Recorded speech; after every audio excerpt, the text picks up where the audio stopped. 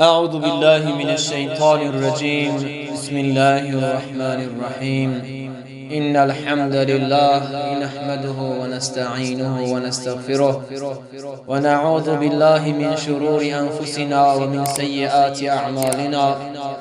من يهده الله فلا مضل له ومن يضلله فلا هادي له، ونشهد أن لا إله إلا الله وحده لا شريك له، ونشهد أن محمدا عبده ورسوله.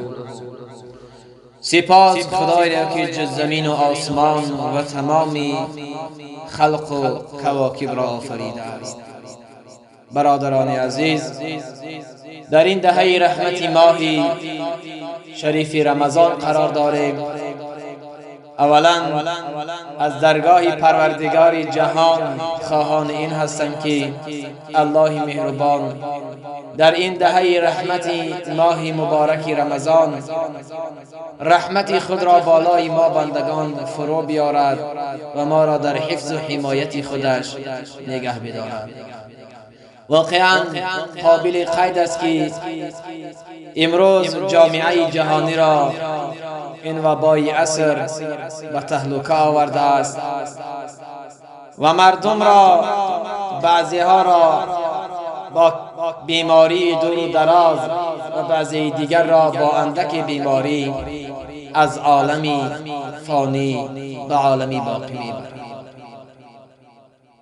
و همگان در تهلکه از این هستند که مبادا امروز یا اینکه فردا این بیماری بالای ما بیاید و ما را در قطار اون انسان ها از دنیا ببرد.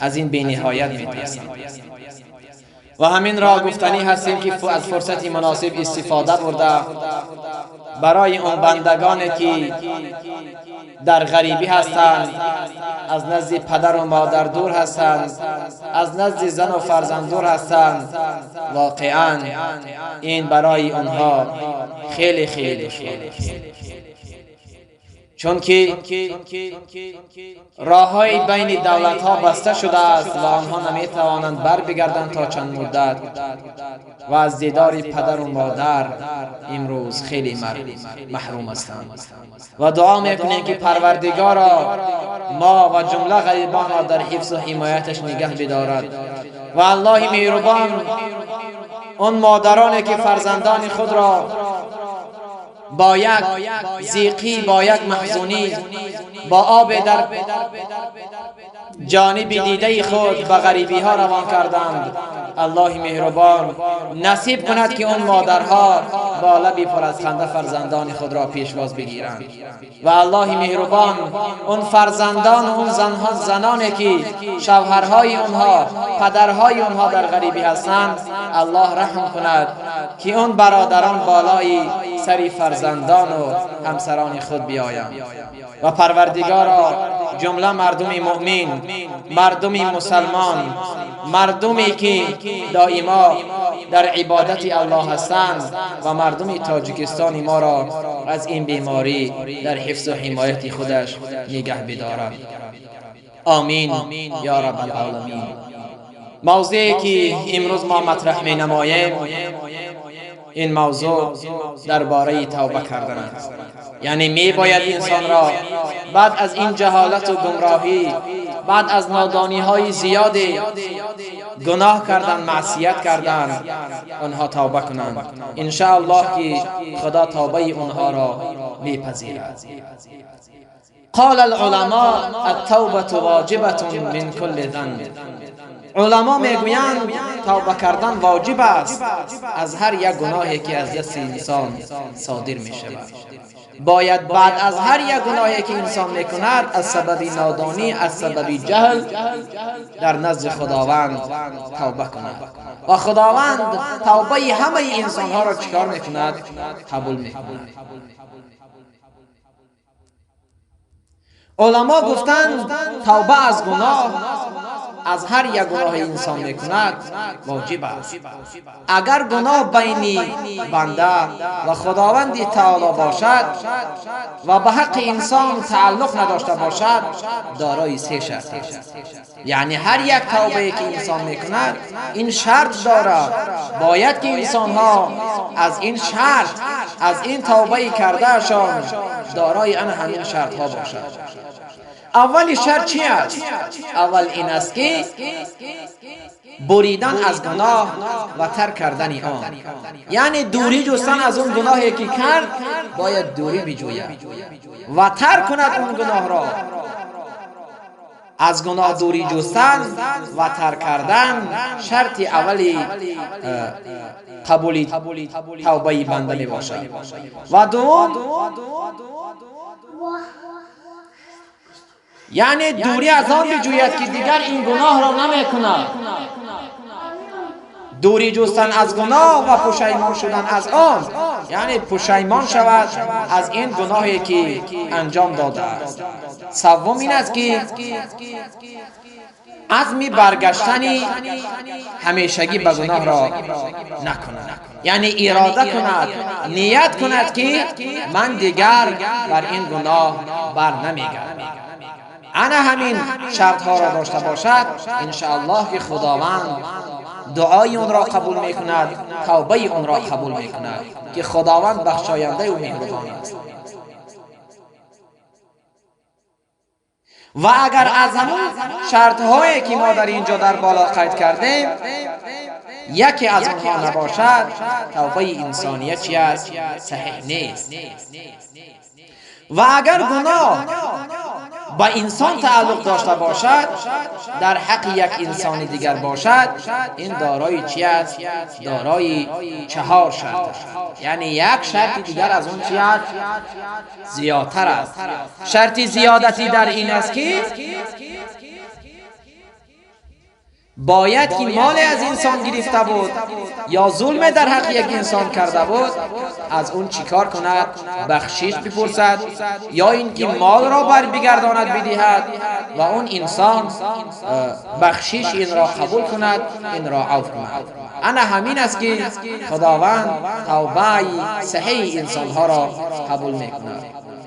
خداوند تبارک و تعالی در اکثریت جای قرآن برای ما گوشزد میدهد، با ما خبر میدهد استعیذ بالله و توبوا الی الله جمیعا ایها المؤمنون لعلکم تفلحون. خداوند چیزی با میفرماید ای مؤمنان از تمام گناهان به درگاه خدا توبه کنید شاید که رستگار شوید. هر یک گناهی که کردید از سبب نادانی، از سبب جهل، از سبب مغروری، هر یک گناهی کردی از اون گناهان در نزد خداوند چیکار کن؟ توبه کن، دعا کن والله که خدا دعای تو را قبول میکند.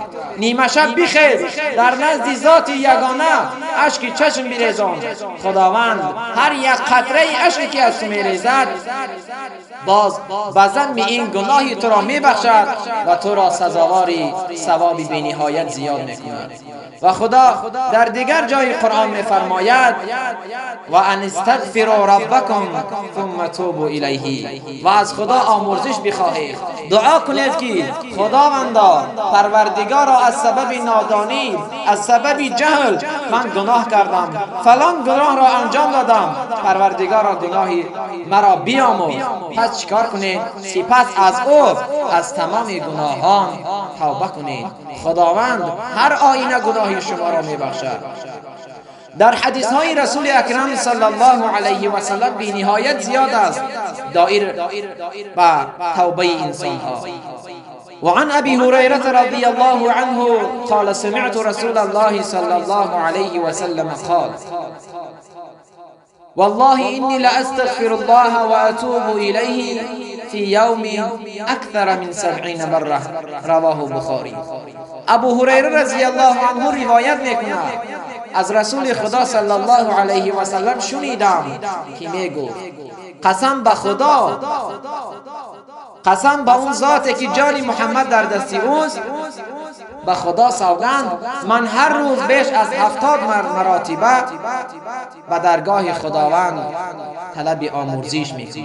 یعنی پیامبری که از گناه پاک بود، پیامبری که میدانست که خداوند پیغمبران را عذاب نمیدهد، اونها راست جنت میروند، از خداوند طلب استغفار گناه میکرد. اما پیامبران گناه هم نمیکردند. پس امروز ما بندگان پرگناه چرا استغفار نکنیم؟ چرا در نزد پروردگار اشک چشم نریزانیم؟